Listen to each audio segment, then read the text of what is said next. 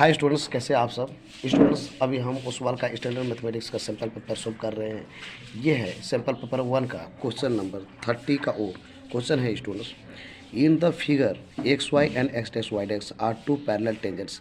कहता है X Y और एक्स डेक्स वाई डेक्स दो टेंजेंट पैरेलल टेंजेंट है, यानी दोनों टेंजेंट को हम कितना भी बढ़ा दें, आगे बढ़ा दें ये दोनों लाइन को, वो कहीं भी इंटरसेक्ट नहीं करेगा। साथ ही साथ ये टेंजेंट है, आपको पता होना चाहिए स्टूडेंट्स कि जो सर्कल का जो लाइन या लाइन सेगमेंट टच करता है उसको टेंजेंट कहते हैं। तो एक्स वाई और एक्स डेक्स वाई डेक्स ये टेंजेंट है सर्कल के लिए, और ए भी यहाँ पे टेंजेंट है। तो आप आगे बढ़ते हैं।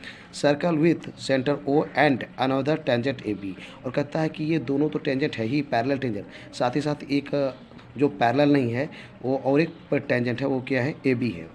विथ पॉइंट ऑफ कॉन्टैक्ट सी, जिसका पॉइंट ऑफ कॉन्टैक्ट क्या है, सी है। आपको पता होना चाहिए स्टूडेंट्स कि पॉइंट ऑफ कॉन्टैक्ट हम उसे कहते हैं जो सर्कल और टेंजेंट का कॉमन पॉइंट होता है। इसमें ध्यान दीजिएगा, ये सर्कल है और ये टेंजेंट है, इसका कॉमन पॉइंट क्या है, सी है। दोनों का कॉमन पॉइंट है, और कॉमन पॉइंट हर समय क्या बनाता है, 90 डिग्री एंगल फॉर्म करता है रेडियस से। ध्यान दीजिएगा, ये आपका रेडियस है, तो यहाँ पे कितना बनेगा, 90 डिग्री एंगल बनेगा। ये भी यहाँ पे पॉइंट ऑफ कॉन्टैक्ट है, यानी कि टेंजेंट और ये सर्कल का कॉमन पॉइंट पी है, तो यहाँ पर कितना बनेगा, 90 डिग्री बनेगा। इधर भी 90 डिग्री बनेगा। अब ये टेंजेंट है और ये सर्कल है, तो ये कॉमन पॉइंट क्यू है, तो ये भी क्या होगा, 90 डिग्री एंगल बनाएगा, जो कि आप पढ़ चुके हैं ये थ्योरम 10.1 में। अब क्या है कि intersecting X Y at A, X Y को इंटरसेक्ट कहाँ पर करता है, ए पर, ठीक। And X dash Y dash at B, और एक्स डेक्स वाई डेक्स जो है ये टेंजेंट ए बी कहाँ पर इंटरसेक्ट करता है, बी पर। यानी कि एक्स वाई टेंजेंट को ये टेंजेंट ए पे इंटरसेक्ट करता है, और ये एक्स डेक्स वाई डेक्स को ये टेंजेंट कहाँ पर इंटरसेक्ट करता है, बी पॉइंट पे करता है। What is the measure of angle A O B, तो कहता है ए ओ बी ये एंगल जो है इसका एंगल कितना होगा, ये बताइए आप। ये दो टाइप का एक क्वेश्चन पूछता है, VVI क्वेश्चन है स्टूडेंट्स। ये कई बार कह देगा कि angle A O B equal to 90 degree होगा, ये प्रूव कीजिए। यहाँ पर पूछ रहा है इसका वैल्यू क्या होगा। दोनों चीज़ एक ही है, हमको यहाँ पे ऑटोमेटिक यदि आप पहले बनाए होंगे तो ये 90 डिग्री होगा। स्टूडेंट्स हम चलते हैं, अब क्या करेंगे कि सबसे पहले ये दोनों ट्राइंगल को हम दिखा देंगे कॉन्ग्रुएंट। कैसे कॉन्ग्रुएंट होगा, ध्यान दीजिएगा। ये ट्राइंगल इसमें APO में और ACO में क्या है कि दोनों में एक कॉमन है, कॉमन साइड है, मतलब इस ट्राइंगल में भी OA है और इस ट्राइंगल में भी OA है। दूसरी बात, इस ट्राइंगल में देखिए कि ये OP इक्वल टू होगा OC, चूँकि दोनों क्या है, रेडियस है, इस सर्कल का रेडियस है। एक सर्कल में जितने भी रेडियस होते हैं सब क्या होते हैं, इक्वल होते हैं। तो इसमें गौर कीजिए, OP इक्वल टू क्या होगा, OC, चूँकि ये क्या है, रेडियस है, तो होगा रेडिया ऑफ द सर्कल। अब तीसरा कि ये AP इक्वल टू AC होगा, क्यों कि हम लोग जानते हैं tangent drown from exterior point, मतलब एक सर्कल है उसके बाहर का कोई पॉइंट से दो ही टेंजेंट ड्रॉ किया जाता है, और दोनों टेंजेंट आपस में क्या होता है, इक्वल होता है, जो कि आप पढ़े होंगे 10.2 थ्योरम में, है ना। तो यहाँ पे AP इक्वल टू होगा AC। तो कहने का मतलब है साइड, एक तो साइड हुआ, फिर साइड, और तीसरा हो गया side. Side side side congruency rule से ये दोनों ट्राइंगल क्या हो गया, कॉन्ग्रुएंट हो गया। दूसरा और भी रूल यहाँ पे काम कर सकता है। पहला कि ये दोनों ट्राइंगल में गौर कीजिएगा, यहाँ पे 90 डिग्री है, यहाँ पर भी 90 डिग्री है, यानी कि राइट एंगल हो गया। एच, अब हाइपोटेनियस क्या है, इस ट्राइंगल के लिए हाइपोटेनियस है, इस ट्राइंगल के लिए हाइपोटेनियस है, तो RH हो गया, और एक तो साइड चाहिए, तो ये साइड और ये साइड क्या है, इक्वल है, या फिर ये साइड क्या है, इक्वल है। इसका मतलब RHS कॉन्ग्रुएंसी रूल से भी ये दोनों ट्राइंगल क्या होगा, कॉन्ग्रुएंट होगा। सिमिलरली ये दोनों ट्राइंगल भी क्या होगा, कॉन्ग्रुएंट होगा। अब कॉन्ग्रुएंट होने से क्या फ़ायदा मिलेगा स्टूडेंट्स, कि ये जो है इसका कॉरस्पॉन्डिंग एंगल सब इक्वल हो जाएगा, लेकिन हमको सिर्फ मतलब इससे है, तो लिख देते हैं, इसका नाम देते हैं 1 और इसका नाम देते हैं 2। अच्छा, मन करता है इसको हम नाम देते हैं 3 और इसको नाम देते हैं 4। अब क्या है, हमको ये 1 और 2 को ही ऐड करके हमको इसका वैल्यू निकालेंगे AOB का, ठीक है। तो इसको और इसको लेने की ज़रूरत नहीं है। देखिए स्टूडेंट्स बनता कैसे है, तो हम इसको, यदि ये थ्योरम रहता तो हम पहले लिखते ये गिवन, है ना, ये प्रूव करने के लिए आता, तो हम लिखते इसको गिवन में क्या लिखते कि XY, x dash y dash and AB are tangents क्या है, ये टेंजेंट है, टेंजेंट्स है। और साथ ही साथ किसका, तो सर्कल का, ठीक है। अच्छा, सर्कल का ओ क्या है? सेंटर है, तो ऐसे लिख सकते हैं O is the centre, O is the centre of the circle. ये कोई जरूरी नहीं है स्टूडेंट यहाँ पर लिखना, लेकिन आप लिख सकते हैं। और भी मैं बताना चाहता हूँ कि यहाँ पे देख रहे हैं पॉइंट पी, दूसरा क्या है क्यू एंड सी आर, क्या है ये? कॉमन पॉइंट है किसका? टेंजेंट और सर्कल का, जिसको हम लोग बोलते हैं point of contact. R point of contact, ये क्या है? पॉइंट ऑफ कॉन्टैक्ट है। स्टूडेंट्स अब चलते हैं टू फाइंड। हमको प्रूफ नहीं करना है, क्या करना है? फाइंड। क्या लिखेंगे? टू फाइंड लिखेंगे। फाइंड क्या करेंगे हम लोग?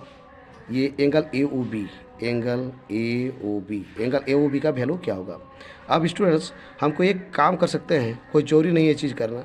कंस्ट्रक्शन हम क्या कर रहे हैं? तो ये काम किए हैं ज्वाइन ओ सी को हम ज्वाइन कर दिए। अब आगे बढ़ते हैं स्टूडेंट्स। जो हमें बताया कि ये जो ट्राइंगल है, ये दोनों ट्राइंगल को क्या करेंगे? कॉन्ग्रुएंट हम प्रूव करेंगे। तो लिखेंगे, सॉल्यूशन में आ जाते हैं, या नाउ क्या करेंगे कि इन triangle A P O and triangle A C O, ये दोनों ट्राइंगल लेंगे, ए पी ओ और ए सी ओ। गौर कीजिएगा, मैं बताया कि दो रूल से हम इसको कॉन्ग्रुएंट कर सकते हैं प्रूव। तो क्या है यहाँ पे कि angle A P O equal to होगा एंगल ए सी ओ। क्यों? तो लिखेगा each angle equal to 90 degree. दोनों क्या है? 90 डिग्री है। इसको हम इंडिकेट करेंगे आर से इंडिकेट करेंगे। अब चलते हैं आगे। अब क्या है? ये हो गया R, H hypotenuse, H means hypotenuse. तो यहाँ पर लिखेंगे ओ ए इक्वल टू ओ ए। दोनों क्या है? कॉमन है या फिर कॉमन साइड है, लिख सकते हैं कॉमन। और ये मेरा क्या है? हाइपोटेनियस है। तो हो गया आर एच। अब एस घट रहा है, तो लिखेंगे ओ पी, है ना? ए पी ओ में ओ पी और ए सी ओ में भी ओ पी। ध्यान दीजिए, दोनों में ओ पी यहाँ पर ओ पी होगा और यहाँ पर यहाँ पे क्या होगा? ओ सी होगा। ये O P equal to O C होगा। क्यों होगा? O P equal to O C होगा चूँकि ध्यान दीजिए दोनों इस सर्कल का रेडियस है। तो लिखेंगे, क्या लिखेंगे? रेडिया ऑफ द सर्कल की क्या है? रेडियस है। और साथ ही साथ ये मेरा क्या है? साइड भी काम करेगा। इस ट्रायंगल के लिए साइड का काम करेगा। इस सर्कल के लिए रेडियस है, लेकिन इस ट्रायंगल के लिए क्या है? साइड है। तो हो गया R H S congruency rule से ये दोनों ट्रायंगल क्या हो गया? कॉन्ग्रुएंट हो गया। देयरफॉर लिख देंगे ये दोनों ट्रायंगल क्या है? Triangle A P O is congruent to triangle A C O. कौन सा क्राइटेरिया से? तो लिखेंगे हम लोग by R H S congruency rule. Students उसी प्रकार से, अच्छा देखिए हमको ये मिला, तो हमको सिर्फ ये सब चाहिए। तो यहाँ पर मिल गया क्या? देयरफॉर है या हैंस इस प्रकार से एंगल 3 इक्वल टू हो जाएगा एंगल 1। यही चाहिए हमको, यही सब में, क्योंकि हमको यही वाला का से आंसर लाना है कि ए ओ बी का वैल्यू क्या होगा? वो एंगल 1 प्लस एंगल 2 का ही चाहिए। तो ये लेंगे एंगल 3 इक्वल टू होगा एंगल 1। चूँकि दोनों कॉन्ग्रुएंट हो गया, तो क्या हो गया? इसका कोरस्पोंडिंग जितना भी पार्ट है सब इक्वल होगा, चाहे तो टोटल साइड हो या फिर क्या कहते हैं कोरस्पोंडिंग साइड हो या कोरस्पोंडिंग इक्वल हो। तो इसको लिखेंगे कहाँ से आया ये? बाई CPCT से corresponding part of congruent triangle से ये दोनों ट्रायंगल एंगल क्या हो गया? इक्वल हो गया। जब दो ट्रायंगल क्या हो? आपस में कॉन्ग्रुएंट हो, तो ये दोनों क्या होगा? सिमिलरली या फिर अगेन लिख सकते हैं अगेन इन ट्रायंगल। ये लिखेंगे जिस प्रकार से लिखे थे ए पी ओ, तो उसी प्रकार से लिखेंगे BCO और BQO। ये दोनों को लेंगे एकदम सेम टू सेम, वैसे ही बनाएंगे। तो उसी प्रकार से सेम लिए BCO और BQO को। इसमें भी दोनों में क्या था? 90 डिग्री था। Angle BCO equal to angle BQO। O B equal to O B common था और ओ सी इक्वल टू क्या है ओ क्यू है, ये क्या है दोनों रेडियस है।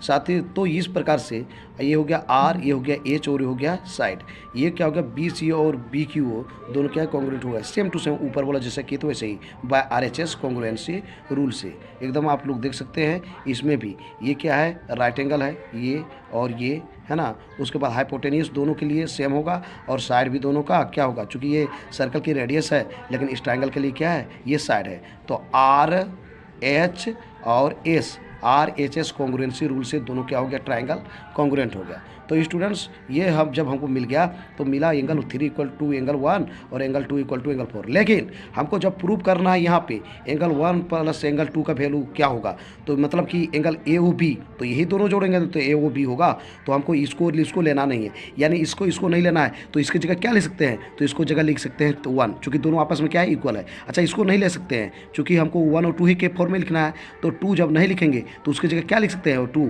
4, क्योंकि यही प्रूफ किए हम 2 बार प्रूफ किए, पहले प्रूफ किए ये एंगल 3 इक्वल टू 1 और बाद में प्रूफ किए क्या प्रूफ किए एंगल 4 इक्वल टू 2, यानी कि हम प्रूफ किए हैं कि ये वाला इसके इक्वल है ये वाला इसके इक्वल है, इसीलिए किए थे कि हमको 3 और 4 को नहीं लिखना है, तो 3 की जगह 1 लिखेंगे और 4 की जगह क्या लिखेंगे 2 लिखेंगे। तो चलते हैं और ध्यान दे दीजिएगा स्टूडेंट्स, ये मेरा स्ट्रेट एंगल है या फिर स्ट्रेट लाइन है। जब स्ट्रेट एंगल कहेंगे तो ये पूरा यहाँ पर 180 डिग्री बनेगा और स्ट्रेट लाइन भी कहेंगे तो क्या होगा ये 180 डिग्री ही बनेगा। तो लिखेंगे since P O Q is a straight line, तो स्ट्रेट लाइन होगा तो स्ट्रेट लाइन में हर जगह क्या बनता है 180 डिग्री एंगल फॉर्म होता है, यानी कि angle 3 plus angle 1 plus angle 2 plus angle 4 equal to 180 degree. तो ऐसा लिखेंगे स्टूडेंट्स, लिखेंगे since P O Q is a straight line, straight line है, स्ट्रेट लाइन है, तो हम जब स्ट्रेट लाइन है तो यहाँ पे हम लिख सकते हैं क्या लिख सकते हैं स्टूडेंट्स, ध्यान दे सकते हैं आप लोग कि एंगल 3 + 1 + 2 + 4, जब ये स्ट्रेट लाइन है तो ये एंगल सब मिला क्या होगा 180 डिग्री होगा। तो लिखेंगे क्या लिखेंगे कि angle 3 + angle 1 + angle 2 + angle 4 equal to क्या है 180 डिग्री। जब स्ट्रेट लाइन है तो 180 डिग्री बनेगा। अब बात ऐसा है स्टूडेंट्स, ध्यान दीजिएगा कि एंगल 3 और एंगल 4 को हमको लिखना नहीं है, एंगल 1 और 2 को ही लिखना है। तो 3 के जगह हम क्या लिख सकते हैं, तो ऊपर हम प्रूव कर चुके हैं, गौर कीजिए क्या प्रूव लिख सकते हैं एंगल 3 की जगह एंगल 1, तो एंगल 3 की जगह एंगल 1 लिखेंगे, यानी एंगल 3 की जगह एंगल 1। अब एंगल 1 तो लिख ही सकते हैं चूँकि एंगल 1 को ही जिक्र करना है, एंगल 1 प्लस एंगल 2 को भी हम लिख सकते हैं चूँकि वही लिखना है, एंगल 4 को भी नहीं लिख सकते हैं, लेकिन एंगल 4 की जगह हम क्या प्रूव कर चुके हैं 2, तो एंगल 4 की जगह क्या लिखेंगे एंगल 2 इक्वल टू क्या होगा 180 डिग्री। अब देखिए एंगल 1 और एंगल 1 दोनों सेम चीज़ है, तो क्या होगा 2 एंगल 1 प्लस एंगल 2 और एंगल 2 क्या होगा 2 एंगल 2 इक्वल टू क्या होगा 180 डिग्री। अब दोनों में क्या कॉमन आ रहा है, तो 2 कॉमन आ रहा है, तो लिख देंगे 2 क्या हो गया angle 1 plus angle 2 equal to क्या हो गया 180 डिग्री। अब क्या स्टूडेंट्स लिख सकते हैं angle 1 plus angle 2 equal to, अच्छा 2 यहाँ मल्टीप्लाई में है तो उधर जा क्या होगा डिवाइड में होगा, 180/2 इक्वल टू क्या हो गया 90 डिग्री। अब स्टूडेंट यही हमको देखना था, एंगल 1 प्लस एंगल 2 को हम क्या लिख सकते हैं, बार बार यही चीज़ बता रहे हैं, तो एंगल 1 प्लस एंगल 2 को फिगर में देखिए कि एंगल 1 और एंगल 2 मिलके क्या है AOB, और यही प्राप्त करना था हमको, क्वेश्चन में हमको यही पूछ रहा था कि एंगल AOB का वैल्यू क्या होगा, AOB का वैल्यू क्या होगा, तो यही है AOB एंगल 1 प्लस एंगल 2, तो एंगल 1 प्लस एंगल 2 क्या लिखेंगे एंगल AOB, तो यहाँ पे हो जाएगा स्टूडेंट्स क्या होगा, तो angle AOB equal to 90 degree. यह पूछ रहा था कि इसका वैल्यू क्या होगा, तो ये मेरा निकल गया। बहुत इंपॉर्टेंट क्वेश्चन हो स्टूडेंट्स, अब आपको समझ में आ गई होगी। चलते हैं नेक्स्ट क्वेश्चन। हाँ तो स्टूडेंट्स ये रहा क्वेश्चन नंबर 31 कहता है 2 कॉइन्स आर टॉस्ड साइमल्टेनियसली, कहता है 2 कॉइन को एक बार मतलब लगातार फेंका जा रहा है।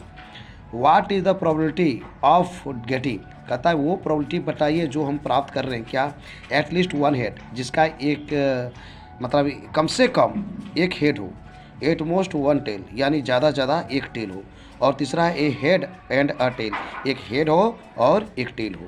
तो स्टूडेंट्स मैं आपको बता दूं, याद रखिएगा कि एक कॉइन को 2 बार फेंकिए या 2 कॉइन को 1 बार फेंकिए, उसका नंबर ऑफ सैंपल इस पर सेम होगा।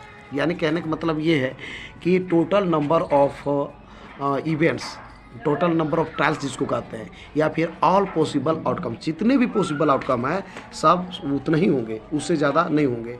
चाहे तो एक कॉइन को 2 बार फेंके, मान लीजिए अभी कॉइन मेरे पास है, एक बार 2 बार लगातार फेंक दिए तो यहाँ पे हुआ हेड आया, दूसरा में हो सकता है हेड आए, फिर फेंक दिए, मतलब ये पहला पॉसिबिलिटी है। दूसरा क्या है कि चाहे तो हेड होता, एक बार फेंके फिर दूसरा वाला फेंके, मतलब एक कॉइन को 2 बार फेंके तो 2 बार फेंक के काउंट कीजिए, फिर या फिर ऐसे कीजिए 2 कॉइन को एक के बार फेंक दीजिए और दोनों को एक बार देख लीजिए, या फिर और भी बताते हैं, एक कॉइन को 3 बार फेंकिए या 3 कॉइन को एक बार फेंकिए। जैसे एक कॉइन को 3 बार फेंकने के पीछे क्या है कारण कि एक बार फेंके, फिर एक बार फेंके, एक बार फेंकिए, लगातार 3 बार फेंकिए, या फिर 3 कॉइन को एक के बार फेंक दीजिए, है ना, एक ही चीज़ आएगा।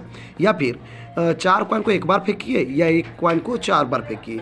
तो मिला जुला के जब भी क्वेश्चन यहाँ पर दे 2 कॉइन्स को एक बार फेंका जाए या फिर एक कॉइन को 2 बार फेंका जाए, सेम चीज़ होगा। तो ध्यान दीजिएगा, आपको करना क्या है कि नंबर ऑफ सैंपल स्पेस पता करना है, यानी कि all possible outcomes, all possible का आउटकम्स को हम लोग लिखते हैं number of sample space. Number of sample space, number of sample space, अधिक से अधिक कितना पॉसिबल आउटकम्स है, तो आपको पता करना है कि यहाँ कॉइन में कितना जो है फेस होते हैं, तो कॉइन में कितने फेस होता है 2, तो वो पहले लिख दीजिए। अब जब बार फेंका जाए उसको पावर में लिखिए, यहाँ पर 2 बार फेंका नहीं जा रहा है बल्कि 2 कॉइन को एक बार फेंका जा रहा है, तो ये हो जाएगा पावर में 2। यही क्वेश्चन दिया रहता, एक कॉइन को 2 बार फेंकना तो उसका भी पावर 2 ही होता, और यहाँ पर लिखा रहता एक कॉइन को 3 बार फेंकना या 3 कॉइन को एक बार फेंकना, तो यहाँ पर पावर हो जाता 3। यानी एक कॉइन में कितना फेस होता है वो लिखे बेस के रूप में, और जो एक कॉइन को कई बार फेंका जा रहा है या कितना कॉइन को एक बार फेंका जा रहा है ना, यहाँ पर जितना का जिक्र रहेगा वो हो जाएगा पावर में उतना। तो यहाँ पर 2 कॉइन है तो 2 हो गया, 3 रहता 3 होता, 4 होता तो 4 होता। तो सिंपल इसका वैल्यू जो होगा, आपको 2 को 2 बार मल्टीप्लाई कीजिए, क्या होगा 2 2 जा 4, यानी 2 × 2 = क्या हो गया 4। आपको पता है स्टूडेंट्स, मैं पहले ये बता दूं, कम से कम एक फार्मूला आप जरूर रखिए प्रोबेबिलिटी में कि probability of event equal to होता है number of event by number of sample space, ये पता होना चाहिए। अब क्या होता क्या है ये आपको ये भी पता होना चाहिए। ये हो गया ऑल पॉसिबल आउटकम्स, है ना, टोटल नंबर ऑफ ट्रायल्स जिसको कहते हैं, और ये हो गया नंबर ऑफ इवेंट जिसका बात किया जाए वो। जैसे यहाँ पर एटलीस्ट 1 हेड कह रहा है, तो इसका कई गो हो रहा है वो चीज़ यहाँ पे कितना है, ठीक है, और इसमें टोटल का टोटल, इसमें जो वर्क हो रहा है, जो यहाँ पे इवेंट हो रहा है, टोटल कितना इवेंट हो रहा है वो हो गया नंबर ऑफ सैंपल स्पेस, ठीक है। तो ये हो गया। फिर इसके लिए ये हो गया, ये कई ठो है, कितना बार हो रहा है वो होगा नंबर ऑफ इवेंट, ये टोटल कितना होगा ये यहाँ नीचे में, ठीक है। इसके लिए जो इवेंट होगा ये कितना हो रहा है ये ऊपर में, और टोटल कितना हो रहा है वो नीचे में, यही याद रखना है और कुछ नहीं। यही इसका क्या निकल जाएगा, इसका प्रोबेबिलिटी निकल जाएगा, ठीक है जी। तो अब हम लोग बात करते हैं कि ये कैसे बनेगा। तो यहाँ पर number of event at least 1 head, कम से कम एक हेड हो, उसका क्या होगा प्रोबेबिलिटी। तो हम आपको पहले ये बता दें स्टूडेंट, ये 4 आया कैसे बताते हैं। तो 4, मान लीजिए कि 2 कॉइन को आप फेंक रहे हैं, तो 2 कॉइन को फेंक रहे हैं एक बार, तो 2 कॉइन को हो सकता है एक बार हेड आता, दूसरा में क्या आता, दूसरा में भी हेड आता, ऐसा हो सकता है। ऐसा हो सकता है कि एक ठो में हेड आता, दूसरा में टेल आता, ऐसा हो सकता है, ये हो गया। या फिर पहला वाला में, इधर वाला में टेल आता, दूसरा वाला में भी टेल आता, ऐसा हो सकता है। या फिर इसमें टेल आता लेकिन इसमें क्या आता है ना, इसमें आ जाता हेड आ जाता, ये होगा। तो स्टूडेंट्स आप देख सकते हैं इससे ज़्यादा नहीं होगा, या आपको लगता है इससे ज़्यादा होगा तो आप हमको कमेंट करके बता सकते हैं, लेकिन मैं आपको दावा के साथ कहता हूं कि इससे ज़्यादा इसका ऑल पॉसिबल आउटकम्स नहीं होगा। इससे ज़्यादा इवेंट 2 कॉइन का बनेगा ही नहीं। चाहे तो एक ठो में हेड होगा, दूसरा में भी हेड होगा, तो फिर पहला में यदि हेड होगा तो टेल हो सकता है, या फिर पहला में टेल हो तो दूसरा में टेल होगा, या फिर दूसरा में टेल हो तो पहला में टेल हो तो दूसरा में हेड होगा। इससे ज़्यादा पॉसिबल आउटकम्स नहीं हो सकता है 2 कॉइन्स का। अब हम चलते हैं आगे स्टूडेंट्स। तो इसका ऑल पॉसिबल आउटकम्स कितना हुआ 4। अब जो क्वेश्चन पूछता है उसको हम आ जाते हैं क्वेश्चन नंबर ए में। क्वेश्चन नंबर ए कहता है इसका हमको इवेंट जानना है। क्या जानना है, इवेंट, नंबर ऑफ इवेंट कई ठो है ये जो है, तो यहाँ पर हम इसका इवेंट जानेंगे। तो नंबर ऑफ इवेंट इसको मान लेते हैं लेट क्या, नंबर ऑफ इवेंट कौन सा इवेंट, नंबर ऑफ इवेंट कौन सा इवेंट, एटलीस्ट 1 हेड का आने का जो इवेंट है कितना है, ये कितना है, ये जो है हो रहा है इवेंट, तो ये कितना हो रहा है, तो late number of event at least one head, इसको हम मान लेते हैं number of even. Number of even क्यों माने स्टूडेंट्स, इसलिए माने चूँकि ये जो है ये जो है एक तो क्वेश्चन है, दो तो है, तीन क्वेश्चन है, तो इसके लिए इवन मानेंगे, इसको E2 इसको E3, ईजी हो जाएगा।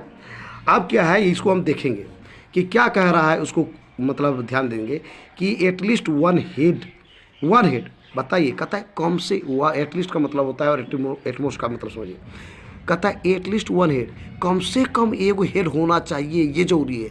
दो को हेड हो जाए उससे कोई दिक्कत नहीं, लेकिन कम से कम ये होना चाहिए एक ठो हेड। तो देखिए कम से कम एक ठो हेड, यानी सब में एक को हेड होना चाहिए ही, ये जरूरी है मेरे लिए। तो देखो यहाँ पर हेड है, बहुत अच्छा, यहाँ पर हेड है, बिल्कुल ठीक। क्या यहाँ पर हेड है? नहीं है, मतलब कम से कम हेड होना चाहिए, यहाँ पर हेड नहीं है तो हम बात ही नहीं करेंगे। ये हेड होगा तभी बात करेंगे, कम से कम हेड होगा तभी बात करेंगे, कम से कम, तो इसका हम बात ही नहीं करेंगे। तो यहाँ तीनों में हेड है, तो ये कई गो हो गया? 3 गो हो गया। तो इसका जो नंबर ऑफ इवेंट क्या हो गया? 3 हो गया, कि number of event equal to 3 हो गया। इसको लिख सकते हैं इसके जगह में, पूरा की जगह में क्या 3, ये हो गया नंबर ऑफ इवन, हो गया स्टूडेंट्स। अब इसका हम निकाल लेते हैं, इसका जो वैल्यू जो पूछ रहा है, इसका पूछ रहा था प्रोबेबिलिटी, ये प्रोबेबिलिटी सब ऊपर में ही लिखा हुआ है, प्रोबेबिलिटी ऑफ गेटिंग ये वाला। तो लिखेंगे अकॉर्डिंग टू क्वेश्चन क्या होगा, प्रोबेबिलिटी ऑफ, इसको तो हम जो इवेंट है इसको क्या मान लें E1, तो लिखेंगे E1 इक्वल टू, हम बताए ना कि probability of E1 equal to, यही P को लिखेंगे N के रूप में, N number of E1 bye क्या होगा, number of E1, number of even bye क्या हो जाएगा, नंबर ऑफ सैंपल स्पेस। कुछ नहीं है, नंबर ऑफ सैंपल स्पेस सब में होगा, इस मतलब सभी क्वेश्चन के लिए। और ये जो जिसका प्रोबेबिलिटी पूछा जाए, वो प्रोबेबिलिटी के लिए ये कितना है इसका इवेंट, वो चीज़ ऊपर में लिखाएगा और कुछ नहीं। तो ये कितना बार हुआ, जो क्वेश्चन पूछ रहा है ये क्या हुआ है, 3 तो है, तो इसका हो गया 3, क्या हो गया 3। और all possible outcomes, number of sample space मतलब ऑल पॉसिबल आउटकम्स कितना है, तो यहाँ पर हम निकाल चुके हैं कितना, 4, तो क्या होगा 3/4, ये हो गया आंसर। ये हो गया फर्स्ट नंबर का स्टूडेंट्स। अब चलते हैं सेकेंड नंबर में। सेकेंड नंबर में ध्यान दीजिएगा, वैसे ही हम लोग करेंगे जिस प्रकार से लिखे थे, लेट नंबर ऑफ इवेंट्स, है ना, late number of events, late number of event, कौन सा नंबर, एटलीस्ट था। दूसरा क्वेश्चन को गौर कीजिए, एटलीस्ट नहीं है, दूसरा में क्या है, at most one tail, at most one tail. तो यहाँ पर लिख देंगे, क्या लिखेंगे, एटलीस्ट की जगह हो जाएगा एटमोस्ट वन टेल।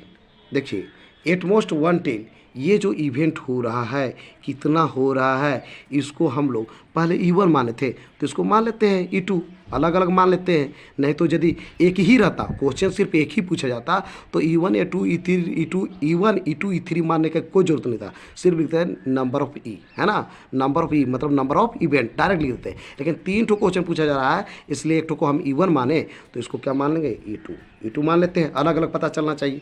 अब क्या है कि ये कहता है let number of event at most one tail, कहता है अधिक से अधिक एक ही टेल होना चाहिए, है ना, यानी कि एक से ज़्यादा टेल नहीं होना चाहिए। समझ में आ रहा है स्टूडेंट्स? ये कहता है एट मोस्ट वन टेल, मतलब अधिक से अधिक एक टेल दिखना चाहिए। एक टेल से हम दो ज़्यादा नहीं देखना चाहते, यानी 2 3 4 ऐसा हम टेल नहीं देखना चाहते हैं। तो देखो कम अधिक से अधिक एक टेल, तो यहाँ पर है, यहाँ टेल नहीं है, कोई दिक्कत नहीं, टेल नहीं है कोई दिक्कत नहीं, लेकिन एक टेल दिखना चाहिए, तो इसको हम ले लेंगे, इसको चलो भाई ये मेरे रेंज में है। लेकिन अधिक से अधिक 1 टेल, तो मतलब टेल ना हो तो कोई दिक्कत नहीं, ये कहना ये चाहता है टेल ना हो तो कोई दिक्कत नहीं है ना, लेकिन अधिक से अधिक क्या होना चाहिए, एक टेल होना चाहिए। तो इसको लेंगे, चूँकि ये टेल नहीं है कोई दिक्कत नहीं है, लेकिन एक ठोस टेल से ज़्यादा हमको नहीं दिखना चाहिए, तो ये हो गया, इसको ले लेंगे, ये आएगा रेंज में।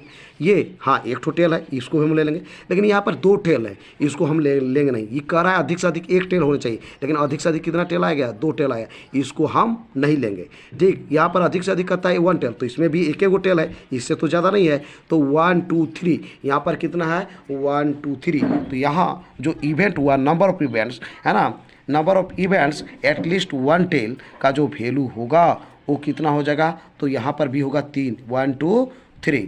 तो यहाँ पे कितना लिख देंगे 3। 3 इक्वल टू क्या होगा नंबर ऑफ इवेंट किसके लिए, तो एट मोस्ट 1 टेल, अधिक से अधिक 1 टेल होगा, वो कई को होगा 3 ठो। अब इसका प्रोबेबिलिटी निकाल दो अकॉर्डिंग क्वेश्चन, जो प्रोबेबिलिटी पूछ रहा था, प्रोबेबिलिटी इसी का प्रोबेबिलिटी पूछ रहा था। क्वेश्चन को देखिए कि इसका प्रोबेबिलिटी पूछ रहा है, तो प्रोबेबिलिटी पूछ रहा है एट मोस्ट 1 टेल का, तो एट मोस्ट 1 टेल का हम लोग लिख देंगे, तो डायरेक्ट लिख देंगे प्रोबेबिलिटी ऑफ इवेंट क्या, तो ई टू का मतलब है, इसका मतलब ही हो गया कि एट मोस्ट 1 टेल, ये इंडिकेट किया जा रहा है एट मोस्ट 1 टेल के लिए, तो ये हो गया। इसको पी की जगह क्या लिखेंगे एन, और वही जो का सो ई2 है तो यहाँ पर भी लिखेंगे ई2, और नीचे तो होगा ही, ज़्यादा दिमाग नहीं लगाना है। नंबर ऑफ सैंपल स्पेस, अब देखिए ई2 कितना आया है 3 और नंबर ऑफ सैंपल स्पेस ऊपर में देख लीजिएगा कितना है, तो ये लाए थे हम लोग 4, मतलब बार बार वही होगा इस इवेंट के लिए, तो हो गया 4, ये हो गया 3/4, मतलब ऑल पॉसिबल आउटकम 4 ही है, तो इसका आंसर हो गया 3/4। चलते हैं नेक्स्ट क्वेश्चन। हाँ, अब कहता है कि ए हेड एंड ए टेल, मतलब हमको ये चाहिए कि एक हेड होना चाहिए, एक टेल होना चाहिए, एक हेड और एक टेल ही होना चाहिए और कुछ नहीं होना चाहिए। तो यहाँ पर है एक हेड और एक टेल, दोनों हेड ही है, नहीं लेंगे। एक हेड और टेल है, हाँ ये तो इसको लेंगे। क्या इसमें है एक हेड और एक टेल, नहीं है, तो ये दोनों टेल है, नहीं चाहिए हमको एक हेड और एक टेल चाहिए, तो ये है, तो ये और ये हो गया, कट हो गया 2 ठो। तो इसका जो इवेंट हुआ किसका, ए हेड एंड अ टेल, इसका जो इवेंट होगा 2 ठो होगा। तो हम ऐसे ही लिखेंगे स्टूडेंट, जो कि हम जस्ट आगे लिखे वैसे ही लिखेंगे। क्या लिखेंगे, तो लिखते हैं question number C, let number of event, क्या इवेंट, तो होगा a head and a tail, एक हेड और एक टेल होने का जो इवेंट है उसको मान लेते हैं, एक अलग इवेंट मान लेंगे। E1 E2 लेके चले हैं, तो यहाँ पर मान लेते हैं नंबर ऑफ E3। अब देखिए ये कै गो है, अभी जस्ट मैं बताया कि एक हेड और एक टेल चाहिए, तो कै गो था 2 ठो था, तो 2 हो गया, ये हो गया नंबर ऑफ E3 का जो वैल्यू हो गया 2 हो गया। अब बात करेंगे स्टूडेंट्स इसका प्रोबेबिलिटी क्या होगा, इसी का प्रोबेबिलिटी क्या होगा, तो अकॉर्डिंग टू क्वेश्चन, अकॉर्डिंग क्या होगा प्रोबेबिलिटी किसका, प्रोबेबिलिटी ऑफ E3 कहने का मतलब है कि प्रोबेबिलिटी इसका event, probability of event a head and a tail, तो ये जो होगा ये नंबर, इसी का नंबर में नंबर ऑफ E3 बाय हो गया number of sample space, number of E3 bye number of sample space. अभी जस्ट मैं नंबर ऑफ E3 का वैल्यू देखा कितना है, ये है मेरा 2, और नंबर ऑफ सैंपल स्पेस कितना है 4, कटिंग फटिंग कीजिए, होता है तो, नहीं तो छोड़ दीजिए 1/2, तो मिला जुला के इसका जो सी नंबर का है आपका प्रोबेबिलिटी आ गया 1/2। तो आई होप आप समझ गए होंगे स्टूडेंट्स। अब चलते हैं नेक्स्ट क्वेश्चन।